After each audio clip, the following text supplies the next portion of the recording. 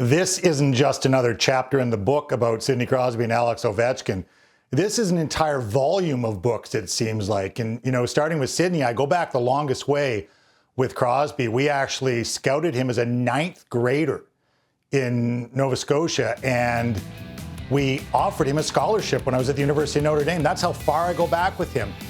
But what he's done in Pittsburgh, the separation of winning a cup in 2009 and coming back and winning it again twice in 16 and 17 is truly remarkable.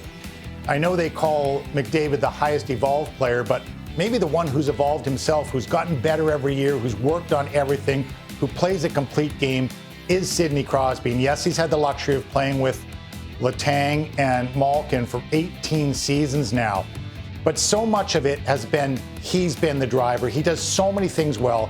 He can beat you in so many different ways. He can block a shot. He can tip a puck. He can score a goal himself. He can make a great pass. Truly an all-around player.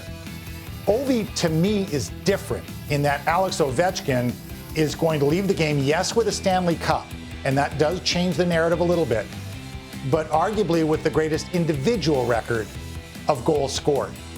And he scored them in a manner that everybody knew he was going to try and do. It's the office. And while he hasn't had 18 years of the same teammates, he's had Nick Backstrom, a great passer. He's had John Carlson. He's had the Washington power play. But when you can go to one place on the ice and set up, and everyone knows you're there, and do what you do, that is very special. And watching Connor Bedard early in his career, they're defensing him. And my first thought was, well, they're defensing him like they defense Ovechkin. Like it's the Ovechkin defense. It's almost a style of play to stop one shooter, one player. The first time I saw him play live was in the Chicago United Center, and it was as a fan. I had just retired. The power is what struck you. You could hear him skating. He stands out from the power standpoint. You might not notice Crosby, but you notice Ovechkin right away. Crosby sort of beats you up during the game. But if I'm looking at it overall, I'm going with Sidney Crosby. And I just think he has the differentiators.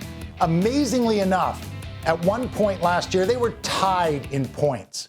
When two special players can perform at this high a level for this long, we should enjoy both of them.